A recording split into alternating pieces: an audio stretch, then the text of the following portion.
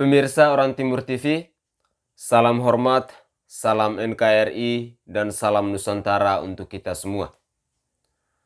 Sebelum saya memulai konten saya pada kesempatan ini, terkhusus untuk yang terhormat para pengikut Habib Rizik Syihab, para kadrun dan para kelompok sakit hati, saya minta tolong untuk budayakan nyimak isi video itu sampai habis.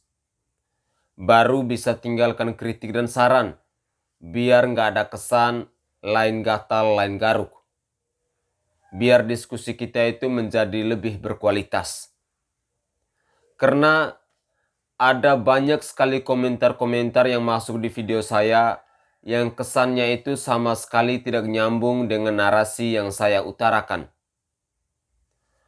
Oke, mari kita lanjutkan. Mantan Ketua Front Pembela Islam Kabupaten Banjarnegara, Ustadz Muhammad Kozin bin Hasim, mengingatkan kepada masyarakat agar selalu mewaspadai ajakan atau rayuan yang mengarah kepada tindakan radikal. Dalam siaran pers bidang humas kepolisian daerah Jawa Tengah yang diterima di Purwokerto, Kabupaten Banyumas, Ustadz Muhammad Kozin mengatakan bahwa masyarakat harus berhati-hati terhadap ajakan atau rayuan karena tindakan radikal intoleran dapat menimbulkan keresahan di tengah masyarakat. Menurut dia, bentuk Negara Kesatuan Republik Indonesia atau NKRI ini sudah final. Kendati demikian, dan tidak memungkiri bahwa adanya ideologi-ideologi yang berkeliaran di sekitar masyarakat yang berusaha untuk menghasut dan ingin mengubah dasar negara Indonesia. Kita harus kembali pada jati diri kita, pada ulama-ulama kita. Kita harus mempelajari sejarah ulama-ulama yang lurus dan selalu hati-hati bahwa yang namanya kapitalis sosialis itu ada dan selamanya akan berusaha untuk selalu menghasut dan mengubah negara kita menjadi negara yang hancur. Ustadz Muhammad Kozin juga mengatakan bahwa para mantan anggota FPI itu sangat Pancasilais karena dia bersama kelompoknya lebih dulu memasang bendera merah putih di lingkungan sekitar rumahnya. Ia pun berpesan kepada masyarakat Indonesia agar tetap menjaga toleransi umat beragama yang sudah dirintis sejak dahulu kala. Kita tentu sangat menghargai perbedaan-perbedaan dalam agama, dalam akidah, dan perbedaan dalam khilafiyah. Kita juga harus menjaga perbedaan itu, yang mana perbedaan itu akan menjadi rahmat bagi kita, ucapnya. Terkait dengan keputusan bebas bersyarat bagi Habib Rizik Syihab pada tanggal 20 Juli 2022 itu, dia pun mengaku bahwa belum ada rencana untuk menemui imam besar FPI tersebut karena berbagai faktor, yang antara lain mau menjaga nama baik dari Habib Rizik Syihab itu sendiri. Selain itu, penting juga untuk menjaga pribadi kita dan kelompok kita agar jangan sampai perbedaan mazhab dan amaliyah menjadi pemecah belah bangsa. Ustadz Muhammad Kozin juga menghimbau kepada para pengikut Habib Rizik Syihab agar tidak melakukan aksi atau kegiatan yang bersifat mengumpulkan massa pasca kebebasan Habib Rizik Syihab, mengingat saat ini masih dalam pandemi COVID-19. Saudaraku sebangsa dan setanah air, saya menilai bahwa apa yang disampaikan oleh Ustadz Muhammad Kozin ini memang sangatlah tepat, bahwa keberagaman di bangsa kita itu memang sangat indah. Oleh karena itu, sebagai rakyat Indonesia, kita harus benar-benar menyadari dalam menanamkan nilai-nilai Pancasila, UUD 1945, dan Bhinneka Tunggal Ika dalam keseharian hidup kita.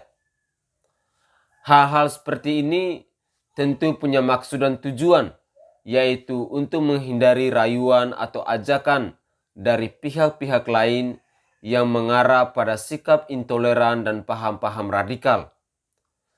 Kita pun sudah mengetahui bahwa kelompok-kelompok radikalis serta para pengasong paham khilafah sudah mulai unjuk taring di bangsa ini, walaupun dengan jumlah mereka yang masih bisa dihitung dengan jari.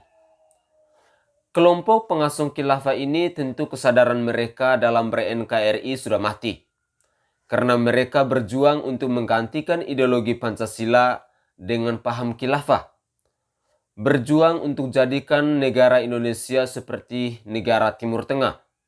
Padahal NKRI ini sudah final dan tidak bisa diganggu-gugat, atau dengan kata lain bahwa NKRI ini harga mati. Saudaraku sebangsa dan setanah air, ulama yang baik adalah para pemuka agama yang selalu menjadi panutan yang baik, yang bertugas untuk mengayomi, membina, dan membimbing umatnya baik dalam masalah-masalah agama maupun masalah sehari-hari yang diperlukan, baik dari sisi keagamaan maupun sosial kemasyarakatan. Ulama yang baik adalah ulama yang tidak memprovokasikan umatnya untuk hidup intoleran di tengah masyarakat, serta mengkafir-kafirkan umat lain seolah-olah dia yang memegang kunci surga. Ketika ditanya sudah berapa kali si Ustadz atau Habib itu keluar masuk surga, maka jawabannya akan ngalur ngidul. Kita tentunya selalu hati-hati bahwa yang namanya kapitalis sosialis itu ada yang selamanya akan selalu berusaha untuk menghasut, untuk mengubah negara kita menjadi negara yang hancur. Jangan jadi ulama seperti Ustadz Abdul Somad, karena selalu mengkafir-kafirkan agama lain, sampai-sampai mengatakan bahwa di salib itu ada jin. Padahal Somad sendiri ke Singapura saja sudah dideportasi, bahkan lebih tepatnya diusir dari negara Singapura. Ini membuktikan bahwa Ustadz Abdul Somad adalah contoh ustadz yang radikal dan rasis, sehingga ke negara tetangga pun langsung diusir. Terakhir buat Habib Rizik Syihab, tolong cam dan ingatkan pesan dari mantan Ketua Front Pembela Islam Kabupaten Banjarnegara, Ustadz Muhammad Kozin, bahwa anggota Front Pembela Islam itu sangat Pancasilais. Sekali lagi saya garis bawahi biar para pengikut dan pemuja Rizik Syihab jangan lupa bahwa FPI itu sangat Pancasilais, bukan khilafais. Hal ini dibuktikan oleh Ustadz Muhammad Kozin bersama kelompoknya yang lebih dulu memasang bendera merah putih, bukan bendera khilafah atau bendera FPI. Oleh karena itu, sebagai orang yang meneruskan alias bukan pendiri, semestinya kita tahu diri. Sama halnya dengan kemerdekaan yang diraih oleh bangsa ini. Para pejuang-pejuang kita, mereka telah berjuang sampai tetes darah penghabisan. Oleh karena itu, sebagai generasi penerus bangsa, kita harus tahu diri untuk bertanggung jawab dan merawat keutuhan bangsa ini. Mari kita bergandeng tangan untuk menjaga keutuhan bangsa, bersatu hati dalam membangun toleransi dengan sesama manusia yang beragama lain. Jangan jadi ulama yang selalu membangun opini untuk memprovokasi orang lain agar menjadi fanatisme, karena Indonesia ini adalah Bhinneka Tunggal Ika, bukan hanya hidup satu agama, satu ras, satu suku, dan satu budaya. Akhirnya, dari Provinsi Nusa Tenggara Timur, saya mau mengatakan bahwa kita semua bersaudara. Marilah kita membangun hidup damai antar umat beragama, suku, ras, maupun golongan, karena kita semua adalah satu nusa, satu bangsa dan satu bahasa, yaitu Indonesia. Salam hormat, salam NKRI, salam Nusantara.